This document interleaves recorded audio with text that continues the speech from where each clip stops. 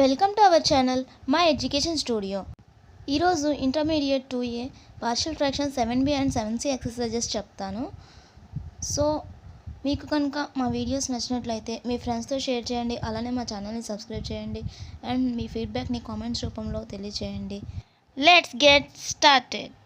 Okay guys, ఇప్పటివరకు మీరు rule 1 rule 2 తెలుసుకున్నారు. అలానే రూల్ 1 రూల్ 2 యూజ్ చేసి 7A ఎక్సర్సైజ్ని కూడా సాల్వ్ చేసాం. ఇప్పుడు రూల్ 3 రూల్ 4. రూల్ 3 రూల్ 4 ఏంటి అని అంటే రూల్ 1 రూల్ 2కి ఎక్స్టెన్షన్ అనుకోవచ్చు. ఏంటి అని అంటే రూల్ 1లో ఏముంది, a by ax plus b ఉంది. ఇక్కడ ax plus b by ax square plus bx plus c ఉంది. అంటే f ఆఫ్ x ఎక్స్టెండ్ అయింది, అలానే g ఆఫ్ x కూడా వన్ ఫామ్ ఎక్స్టెండ్ అయింది. ax ప్లస్ b ఉన్నప్పుడు a పార్షియల్ ఫ్రాక్షన్ అయింది. అదే ax square plus bx plus c ఉన్నప్పుడు ax ప్లస్ b అనేది పార్షియల్ ఫ్రాక్షన్ అయింది.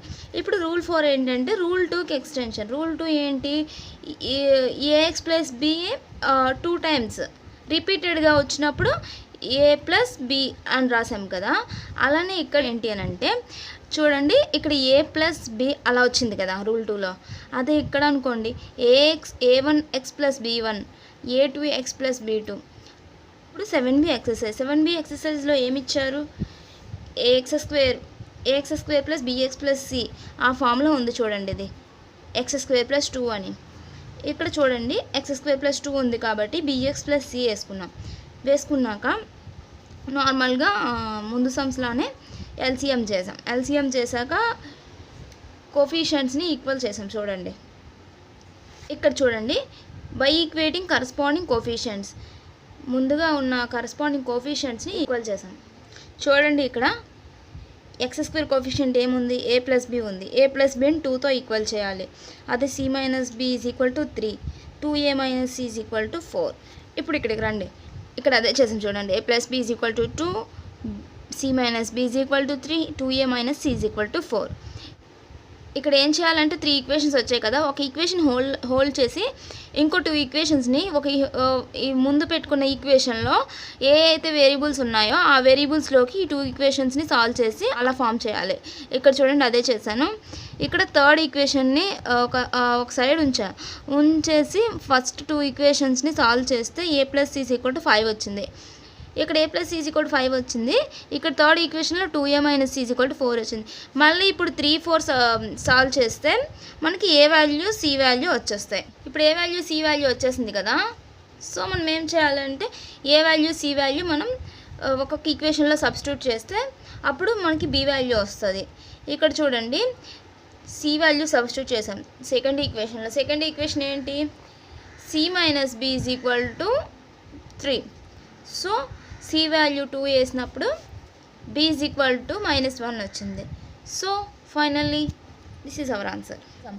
3x minus 1 by 1 minus x plus x square into x plus 2. ఇక్కడ x plus 2 అనేది ax plus b ఫామ్లో ఉంది, ఇది ax square plus bx plus c ఫామ్లో ఉంది. సో రూల్ 3 ప్రకారం ax square plus bx plus cలో ఉన్నప్పుడు మనం పైన f ఆఫ్ x అనేది ax ప్లస్ bగా వేయాలి. ఆ నెక్స్ట్ దీనికి నార్మల్గానే c బై x ప్లస్ 2 వేసేసాం. ఆ నెక్స్ట్ ఏం చేయాలి అంటే ఎల్సిఎం చేయాలి.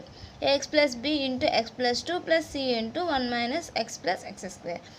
ఆ నెక్స్ట్ ఇక్కడ కరస్పాండింగ్ కోఫిషియంట్స్ ఈక్వల్ చేయాలి. ఈక్వల్ చేసినప్పుడు మనకి ఏమొస్తుంది, a plus c is equal to 0, 2a plus b minus c is equal to 3, 2b plus c is equal to -1 వచ్చింది.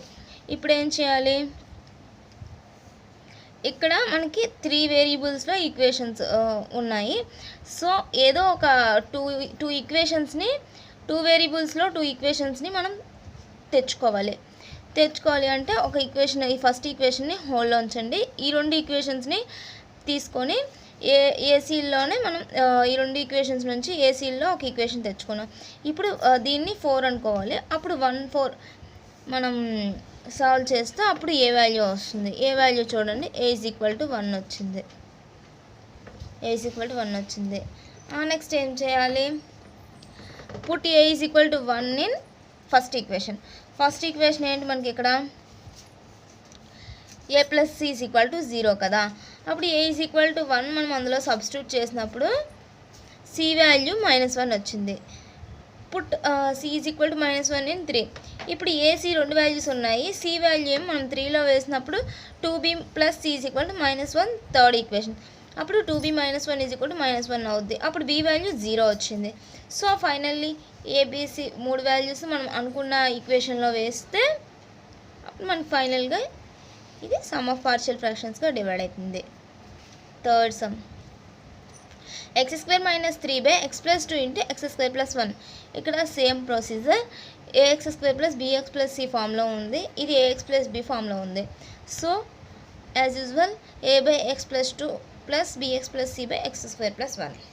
నెక్స్ట్ ఎల్సిఎం చేయాలి. నెక్స్ట్ కరస్పాండింగ్ కోఎఫిషియంట్స్ని ఈక్వల్ చేయాలి. ఈక్వల్ చేసినప్పుడు a + b = 1 first equation, 2b + c = 0, a + 2c = -3. ఇప్పుడు ఈ రెండింటిని మనం ఏబీలోకి equation మార్చాలి. ఈ రెండు ఈక్వేషన్ సాల్వ్ చేసి ఏబీలో ఒక ఈక్వేషన్ తేవాలి. అప్పుడు చూడండి ఇలా మనం సాల్వ్ చేసుకుంటే ఏబీలోకి ఒక ఈక్వేషన్ వచ్చింది. దాన్ని 4 అనుకోండి. ఇప్పుడు 1 4 యూజ్ చేసి బి వాల్యూ 4/5 వచ్చింది.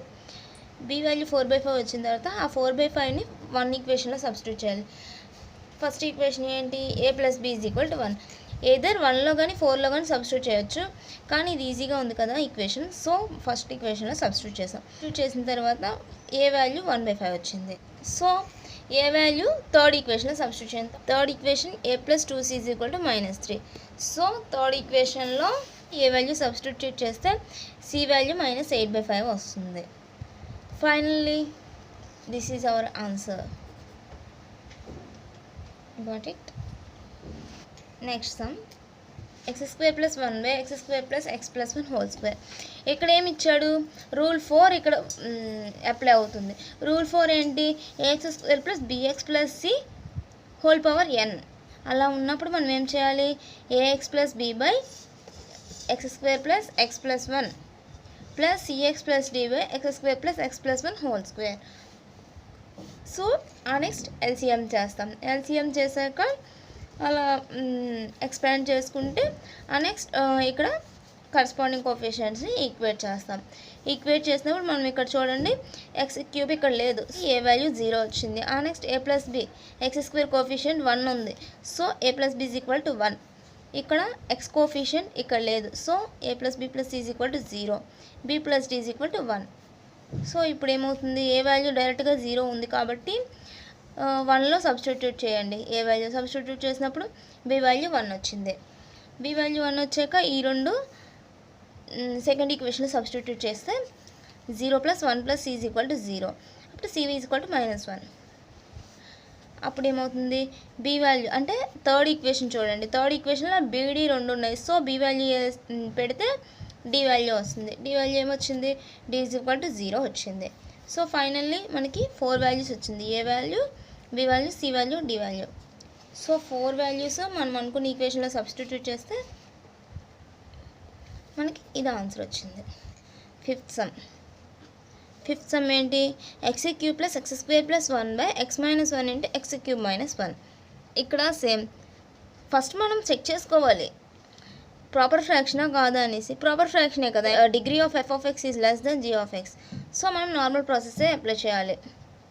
ఇన్ కేస్ ప్రాపర్ ఫ్రాక్షన్ కాకపోతే 7C 7Dలో ఆ మోడల్స్ వస్తాయి. అప్పుడు వాటిని ఫాలో అవ్వాలి. ఇప్పుడు ప్రస్తుతానికి ప్రాపర్ ఫ్రాక్షన్ రూల్స్ యూజ్ చేసుకొని చేయాలి. మీకు అర్థమైంది కదా ప్రాపర్ ఫ్రాక్షన్ ఇంప్రాపర్ ఫ్రాక్షన్ ఎలా చూడాలో. f(x) degree g(x) degree compare చేసుకోండి. కంపేర్ చేసుకున్నప్పుడు f(x) degree less than g(x) degree అవ్వాలి. అప్పుడు మనకి రూల్ 1, రూల్ 2, రూల్ 3, రూల్ 4 ఎలా ఉందో దాన్ని బట్టి ఆ రూల్స్ యూజ్ చేసుకొని మనం సమ్ ఆఫ్ పార్షియల్ ఫ్రాక్షన్స్గా డివైడ్ చేస్తాం. ఇన్ కేస్ అది ప్రాపర్ ఫ్రాక్షన్ కానప్పుడు మనం నార్మల్గా డివిజన్ అల్గారిథం యూజ్ చేసి అలా చేయాలి. నెక్స్ట్ కాన్సెప్ట్లో వస్తుంది. First come to this some. ఇక్కడ ఏంటి? x³ - 1. ఫస్ట్ దీన్ని ఎక్స్పాండ్ చేసుకుంటే ఇర్రెడ్యూసిబుల్ ఫ్యాక్టర్స్గా డివైడ్ చేసుకుంటే ఎలా డివైడ్ చేయొచ్చు? ఇర్రెడ్యూసిబుల్ ఫ్యాక్టర్స్గా ఇక్కడ a³ - b³ ఫామ్లో ఉంది. So a - b × a² + ab + b². So అలా వేసాం. నెక్స్ట్ ఇది డైరెక్ట్గా వేస్తాం. నెక్స్ట్ ఇప్పుడు ఏం చేయాలి? నార్మల్గా డైరెక్ట్గా వేస్తాం. a/x + x - 1 + b/x - 1 whole square + ఇది ax square plus bx plus c ఫామ్లో ఉంది కదా. So cx plus d by x² plus x plus 1 వేస్తాం. నెక్స్ట్ సేమ్ ఎల్సిఎం చేస్తాం. ఎల్సిఎం చేశాక కరస్పాండింగ్ కోఎఫిషియంట్స్ని ఈక్వల్ చేయాలి. కోఎఫిషియంట్స్ని ఈక్వల్ చేసినప్పుడు a plus c is equal to 1, b minus 2c plus d is equal to 1, b plus c minus 2d is equal to 0. ఇలా 3 equations వచ్చాయి. ఇప్పుడు fourth equation కూడా b plus d minus a is equal to 1. ఇలా 4 equations వచ్చాయి. ఇప్పుడు 2 and 4 use చేసి మనం ఏసీలోకి ఒక ఈక్వేషన్ తెచ్చాం. ఎందుకు? ఫస్ట్ ఈక్వేషన్ చూడండి, a plus c is equal to 1.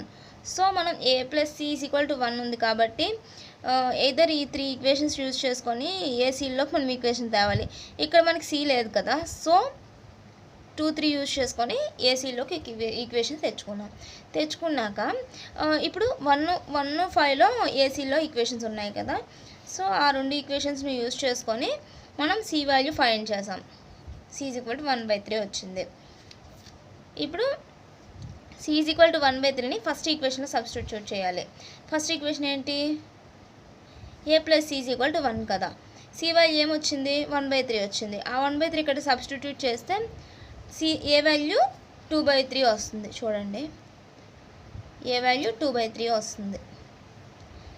Next b plus d minus a is equal to 1 అంటే అది ఏ ఈక్వేషన్? ఫోర్త్ ఈక్వేషన్ అది. b plus d minus a is equal to 1. ఇప్పుడు b plus d minus a is equal to 1లో a value 2/3 కదా, అది substitute చేస్తే బీడీలో ఒక ఈక్వేషన్ వచ్చింది. ఆల్రెడీ మనకి బీడీలో ఒక ఈక్వేషన్ వచ్చింది కదా, ఇప్పుడు అది 6th ఈక్వేషన్లో మనం రిప్రజెంట్ చేద్దాం.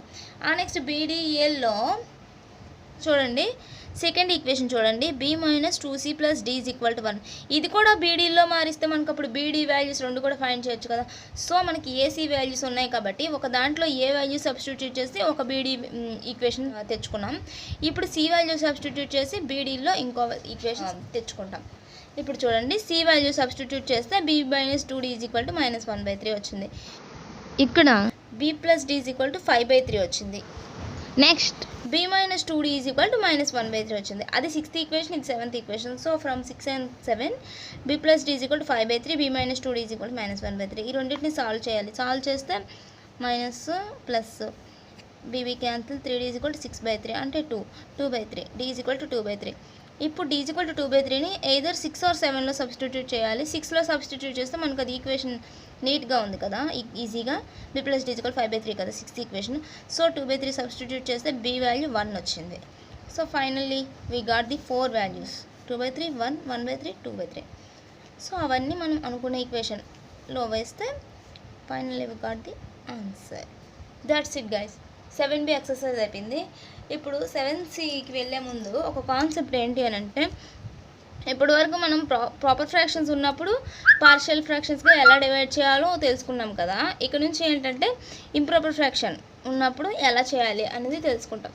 ఇంప్రాపర్ ఫ్రాక్షన్ అంటే ఏంటి అని అంటే, మనం ఫస్ట్లో తెలుసుకున్నాం కదా, f(x) degree is equal to g(x) degree or f(x) degree is greater then g(x) degree అని అలా ఉంటే అది ఇంప్రాపర్ ఫ్రాక్షన్ అవుతుంది. ఇక్కడ చూడండి, ఎప్పుడైతే మనం f(x) బై g(x) అనేది ఇంప్రాపర్ ఫ్రాక్షన్ అవుతుందో అప్పుడు f(x) is equal to k into g(x) plus r(x) అంటే డివిజన్ అల్గారిథం ప్రకారం ఇలా మనం ఫస్ట్ ఇలాంటి ఈక్వేషన్ని మనం అనుకోవాలి. ఇక్కడ డివిడెండ్ ఏంటి? f(x), డివిజన్ ఏంటి? g(x), కాన్స్టెంట్ అంటే k, r(x) అంటే రిమైండర్ అనేది 0 అయినా అవ్వచ్చు, ఎప్పుడైనా సరే. ఎప్పుడైతే 0 అయినా అవ్వచ్చు, లేదంటే r(x) degree is less than g(x) degree అయినా అవ్వచ్చు. సో ఆ 2 కండిషన్స్ అనమాట. ఇప్పుడు ఇలా వచ్చిన తర్వాత మనకి మెయిన్గా మనం సమ్ ఆఫ్ పార్షియల్ ఫ్రాక్షన్స్గా డివైడ్ చేసి మనం ఎలాంటి ఫామ్లో ఉన్నప్పుడు డివైడ్ చేస్తున్నాం? f(x) బై g(x) ఉన్నప్పుడు కదా డివైడ్ చేస్తున్నాం. సో మనకి ఇదేంటి form? f(x) is equal to k into g(x) plus r(x) కదా. సో మనం f(x) బై g(xగా ఫస్ట్ దీన్ని మార్చుకోవాలి. ఎలా మార్చుకోవాలి? f(x) by g(x) is equal to k plus r(x) by g(x) అంటే g(xతో బోత్ సైడ్స్ మనం డివైడ్ చేసినప్పుడు f(x) by g(x) is equal to k plus r(x) by g(x) వచ్చింది. సో ఇప్పుడు r of X by G of x అనేది proper ఫ్రాక్షన్గా మారుతుంది. అర్థమైందా మీకు? ఫస్ట్ ఇంప్రాపర్ ఫ్రాక్షన్గా ఉన్నది మనం ఈ డివిజన్ అల్గారిథం యూజ్ చేసుకొని ఇలా మార్చుకున్నాక మనం దాన్ని R of X by G of X అలా మార్చి అది ప్రాపర్ ఫ్రాక్షన్గా మారుతుంది. ఇప్పుడు ఈ ప్రాపర్ ఫ్రాక్షన్ని సమ్ ఆఫ్ పార్షియల్ ఫ్రాక్షన్స్గా డివైడ్ చేయాలి. మన అల్టిమేట్ గోల్ ఇది. ఈ సమ్స్లో ఇప్పుడు మనం ఎక్సర్సైజ్లోకి వెళ్ళిపోదాం. ఇక్కడ చూడండి, F of X is equal to 1 × x - 1 × x - 2 plus are of X. ఇక్కడ 1 అంటే ఏంటి? K is nothing but coefficient of highest degree of F of X by coefficient of highest degree of G of X. ఇక్కడ coefficient of highest degree of F of X ఏంటి? x² కదా, F of X యొక్క highest degree. x² coefficient ఏంటి? 1. ఇక్కడ G of ఎక్స్కి coefficient highest degree of coefficient ఏంటి? x² కదా ఇక్కడ కూడా, దాని యొక్క కోఫిషియంట్ 1. సో 1/1 1. సో అదే వచ్చింది ఇక్కడ. నెక్స్ట్ ఏం చేయాలి? ఇక్కడ చెప్పాను కదా, k plus are of X by G of ఎక్స్గా మార్చుకోవాలి. ఇక్కడ అదే చేశాను చూడండి. ఫస్ట్ ఇటు బోత్ సైడ్స్ జీ ఆఫ్ ఎక్స్తో డివైడ్ చేసినప్పుడు 1 plus are of X by x - 1 × x - 2 వచ్చింది. ఇప్పుడు ఏం చేయాలి అంటే, సో ఇక్కడ x² బై x - 1 × x - 2 దాన్ని మనం 1 plus a by x - 1 plus b by x - 2 అంటే దీన్ని సమ్ ఆఫ్ పార్షియల్ ఫ్రాక్షన్స్గా డివైడ్ చేయాలి. కాబట్టి దీన్ని ఫస్ట్ ఎలా అనుకున్నాం, మన రూల్స్ ప్రకారం అలా వచ్చింది. నెక్స్ట్ ఎల్సిఎం చేసాము. ఎల్సిఎం చేసినప్పుడు ఇక్కడ ఎల్సిఎం చేస్తాం కదా, ఎల్సిఎం చేశాక మనం ఇంతవరకు ఇవన్నీ మల్టిప్లై చేసుకొని కరస్పాండింగ్ కోఎఫిషియెంట్స్ని ఈక్వల్ చేస్తాం. అది ఇంప్రాపర్ ఫ్రాక్షన్లో అనుకోండి, ఇంప్రాపర్ ఫ్రాక్షన్లో కొంచెం సింపుల్గా చేయడానికి ఒక చిన్న మోడల్ అయితే ఉంది. అదేంటి అని అంటే, ఇక్కడ ఎక్స్ వాల్యూ మనం ఒక్కొక్క టర్మ్ను ఏ టర్మ్ కావాలో ఆ టర్మ్ ఉన్నట్టుగా ఇంకో టర్మ్ క్యాన్సిల్ అయ్యేటట్టుగా మనం ఎక్స్ వాల్యూ మనం ఫస్ట్ అనుకొని ఆ వాల్యూ సబ్స్టిట్యూట్ చేస్తే మనకి ఏ వాల్యూ వస్తుంది. నెక్స్ట్ ఇంకో వాల్యూ వేస్తే అప్పుడు ఇంకో సాల్వ్ చేస్తే అప్పుడు బి వాల్యూ వస్తుంది. ఇప్పుడు ఏంటంటే, ఇప్పుడు ఫర్ ఎగ్జాంపుల్ ఏ కావాలి అనుకోండి, ఈ టర్మ్ క్యాన్సిల్ అవ్వకూడదు, ఈ టర్మ్ క్యాన్సిల్ అవ్వాలి. ఇక్కడ ఈ టర్మ్ క్యాన్సిల్ అవ్వాలంటే ఏం చేయాలి? ఎక్స్ వాల్యూ 1 వేయాలి కదా. సో అలానే ఇప్పుడు ఎక్స్ వాల్యూ 1 వేస్తే 1 - 1 0 అయిపోద్ది. సో ఫైనల్ ఈ టర్మ్ మొత్తం క్యాన్సిల్ అయిపోద్ది. ఇక్కడ కూడా 1 - 1 0 కాబట్టి ఈ టర్మ్ మొత్తం క్యాన్సిల్ అయిపోద్ది. ఇక్కడ 1 - 2 -1, సో -a ఉంది. ఇక్కడ అది ఇక్కడ చూడండి, ఇక్కడ కూడా దాన్ని సబ్స్టిట్యూట్ చేయాలి. 1 కదా, 1² ఈజ్ ఈక్వల్ టు a × -1. అప్పుడు ఫైనల్లీ ఏ వాల్యూ వచ్చింది? -1. అదే ఇక్కడ చేశాను చూడండి, ఎగ్జాక్ట్గా అదే చేసినప్పుడు ఏ వాల్యూ -1 వచ్చింది. ఇప్పుడు సేమ్ అలానే ఎక్స్ వాల్యూ 2 పెట్టుకోవాలి. 2 వేసుకున్నాం చూడండి. ఎక్స్ వాల్యూ కనుక 2 వేసుకున్నాం అనుకో, ఏది వేసినా సరే ఇది క్యాన్సిల్ అయిపోతుంది. ఎందుకు? ఈ 2 టర్మ్స్ మనకి ఇక్కడ ఉన్నాయి కాబట్టి ఈ టర్మ్ మొత్తం క్యాన్సిల్ అయిపోద్ది. ఏ వాల్యూ వేసినా సరే, ఎక్స్ వాల్యూకి ఏది వేసినా సరే ఈ టర్మ్ మొత్తం క్యాన్సిల్ అయిపోతుంది. ఏది 1 వేసినా 2 వేసినా క్యాన్సిల్ అయిపోద్ది. ఇక్కడ 2 వేసామనుకోండి, 2 - 1 1 వచ్చింది. అంటే బి ఈజ్ ఈక్వల్ టు, ఇక్కడ 2 వేస్తే ఈ టర్మ్ మొత్తం క్యాన్సిల్ అయిపోద్ది కదా. B is equal to 2² 4, b is equal to 4. డైరెక్ట్గా బి వాల్యూ 4 వచ్చింది. So finally a value B value వచ్చింది.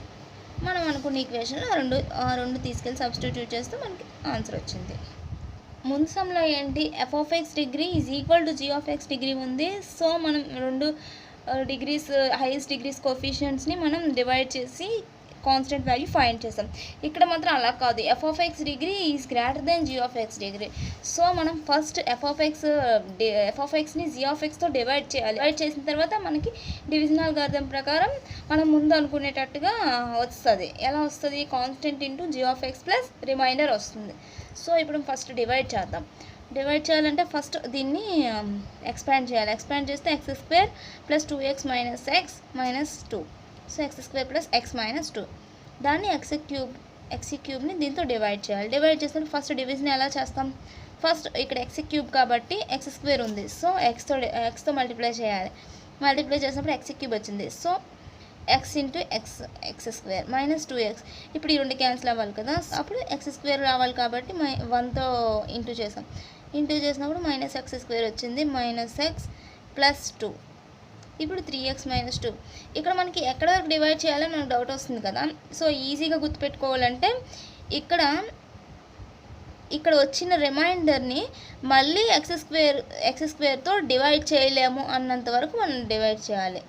ఇక్కడ చూడండి 3xని ఎక్స్ స్క్వేర్ ఎలా క్యాన్సిల్ చేస్తుంది, చేయలేదు కదా. సో అలా ఇప్పుడు రిమైండర్ 3x మైనస్ 2 వచ్చింది, కోఎఫిషియంట్ x మైనస్ 2 వచ్చింది. సో ఇప్పుడు ఎలా రాస్తామో చూడండి. ఫామ్ ఇలా వచ్చింది. మనం అనుకున్న విధంగా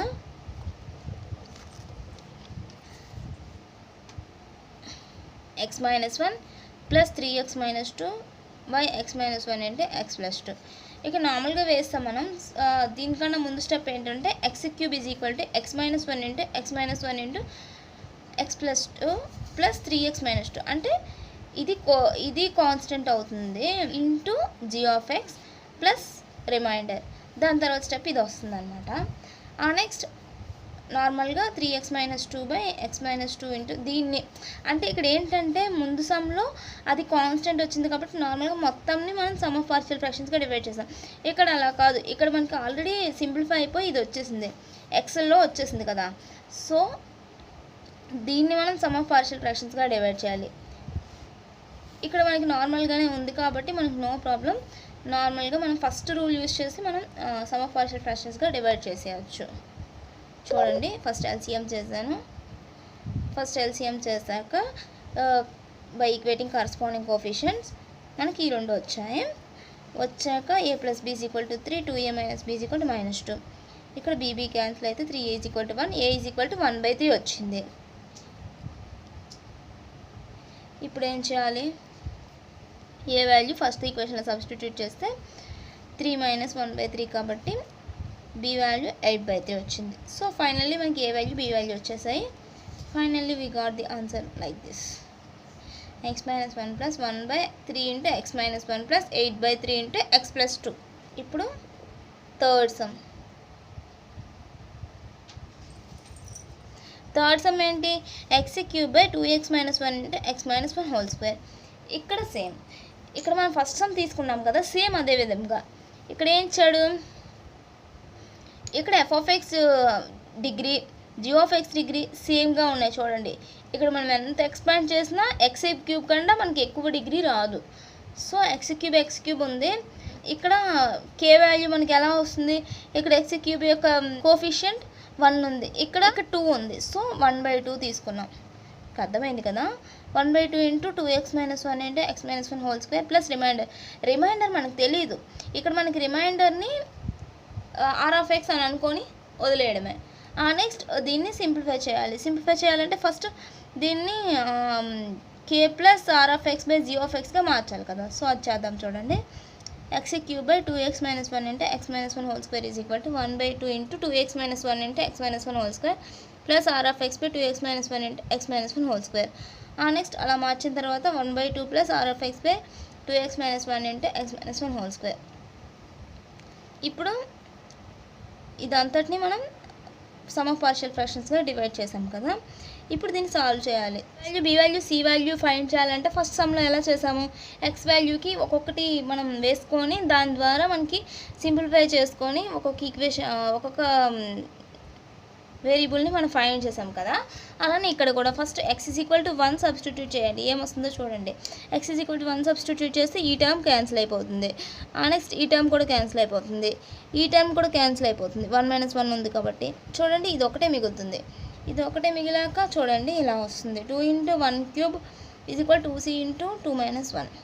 అప్పుడు c ఈజ్ ఈక్వల్ టు 1 వచ్చింది. ఇప్పుడు మనం ఎక్స్కి ఇంకో వాల్యూ సబ్స్టిట్యూట్ చేద్దాం.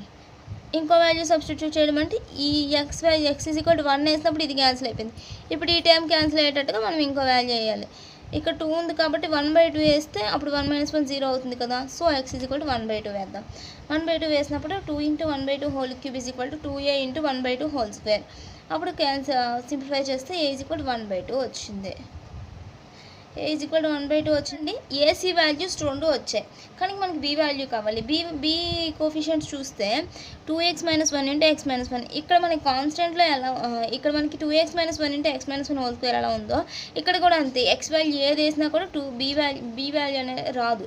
సో మనం ఏం చేయాలంటే, ఇందాక మనం బై ఈక్వేటింగ్ కరస్పాండింగ్ కోఫిషియంట్స్ అని చెప్పి మనం ఫస్ట్ సమ్స్ చేసాం కదా 7a 7bలో. ఆ విధంగా ఇక్కడ ఏదో ఒక టర్మ్ తీసుకోవాలి. ఇక్కడ బి కదా, ఇక్కడ చూడండి కాన్స్టెంట్ టర్మ్స్ని ఈక్వల్ చేయడానికి మనం ట్రై చేద్దాం. ఇక్కడ -1 ఉంది, ఇక్కడ x - 1 హోల్ స్క్వేర్ కాబట్టి దీన్ని ఎక్స్పాండ్ చేసినప్పుడు మనకి 1 స్క్వేర్ కదా, x² - 2x + 1 అలా వస్తుంది కదా. సో +1 × -1 -1, ఇక్కడ -1 గుర్తుపెట్టుకోండి. ఇక్కడ చూడండి +1 × 2a, ఇక్కడ +1 × 2b 2a + 2b, ఇక్కడ -2c 2a + 2b - 2c -1. So ఆ వాల్యూ దీనికి 0కి ఈక్వల్ అవుతుంది, ఎందుకంటే ఇక్కడ కాన్స్టెంట్ లేదు కదా. అదే ఇక్కడ వేసాను చూడండి, 2a + 2b - 2c - 1 = 0. ఇక్కడ మనకు ఆల్రెడీ ఏసీ వాల్యూస్ మనం ఇందాక ఫైండ్ చేసాం కదా ఈ మెథడ్లో, సింపుల్ మెథడ్లో. సో ఆ రెండు ఇందులో సబ్స్టిట్యూట్ చేస్తే బి వాల్యూ 1 వచ్చింది, అంతే. So finally we got the answer like this. Last and final sum in this exercise, x³ / x - 1 × x - b × x - c. ఇది చాలా సింపుల్ సమ్. ఎందుకనంటే g/xకి ఈక్వల్ కోఫిషియంట్స్ ఉన్నాయి కదా, హైయెస్ట్ డిగ్రీస్కి ఈక్వల్ కోఫిషియంట్స్ ఉన్నాయి. చూడండి x³ ఎక్కడ మనకి ఇక్కడ కోఫిషియంట్స్ లేవు కదా. So 1 + r(x) / x - a × x - b × x - c. First ఇలా వేసుకుంటాము, ఆ నెక్స్ట్ f(x) / g(x)గా మార్చుకున్నప్పుడు ఎలా వస్తుంది. ఆ నెక్స్ట్ ఏం చేస్తాము, బిఫోర్ సమ్లోనే చెప్పాను కదా, x³ / x - a × x - b × x - c = 1 + a / x - a + b / x - b + c / x - c. So ఇదంతా ఇప్పుడు ఇదంతా సమ్ ఆఫ్ పార్షియల్ ఫ్రాక్షన్స్గా డివైడ్ చేయాలని అంటే ఎక్స్ ప్లేస్లో ట్రయల్ అండ్ ఎర్రర్ మెథడ్లో ఒక్కొక్క వాల్యూని సబ్స్టిట్యూట్ చేసి మనం ఫైండ్ చేయాలి, ఏబిసి వాల్యూస్ ఫైండ్ చేయాలి. ఇక్కడ చూడండి ఫస్ట్ ఇలా వేసుకున్నాం కదా, వేసుకున్నాక ఈ కాన్స్టెంట్ టర్మ్లో మనం ఫస్ట్ ఈ 3 టర్మ్స్లో ఒక్కొక్కటి క్యాన్సిల్ అయ్యేటట్టుగా చూసుకోవాలి. ఫస్ట్ ఇది క్యాన్సిల్ అవ్వాలంటే ఎక్స్ వాల్యూ ఏ వేయాలి కదా, ఏ వేసాము. ఏ వేసినప్పుడు మనకి ఏమొచ్చింది, a³ = a × a - b × a - c వచ్చింది. ఇప్పుడు x = b వేయాలి. b వేసినప్పుడు ఏమొస్తుంది, ఈ టర్మ్ క్యాన్సిల్ అయిపోద్ది, క్యాన్సిల్ అయిపోయి b - a × b - c వస్తుంది. ఇక్కడ b³ వస్తుంది, b³ వచ్చి ఇక్కడ b వేసాం కాబట్టి ఈ టర్మ్ క్యాన్సిల్ అయిపోతుంది, b వాల్యూ ఉంటుంది, b - a × b - c ఉంటుంది. ఇప్పుడు c వాల్యూ క్యాన్సిల్ అయిపోతుంది ఆటోమేటిక్గా, b - b ఉంది కాబట్టి. సో ఆ విధంగా b వాల్యూ వచ్చింది. b వాల్యూ ఏమొచ్చింది, b = b³ / b - a × b - c వచ్చింది. సేమ్ అదేవిధంగా c వాల్యూ సబ్స్టిట్యూట్ చేస్తే x = c అని సబ్స్టిట్యూట్ చేస్తే c వాల్యూ వస్తుంది. c = c³ / c - a × c - b. So that's it guys. So finally ఈ ABC 3 values substitute చేస్తే మనకి ది సమ్ ఆన్సర్ ఇలా వస్తుంది. ఎక్సర్సైజ్ 7C కూడా అయిపోయింది. సో ఫైనల్లీ ఒక ఎక్సర్సైజ్ మిగిలింది, అది 7D చెప్పకముందు కొంచెం ఒక కాన్సెప్ట్ అనేది చెప్పాలి. సో నెక్స్ట్ క్లాస్లో కాన్సెప్ట్ 7D ఎక్సర్సైజ్ 2 కంప్లీట్ అయిపోతాయి. Stay tune to our channel. Take care, by by, thank you for watching.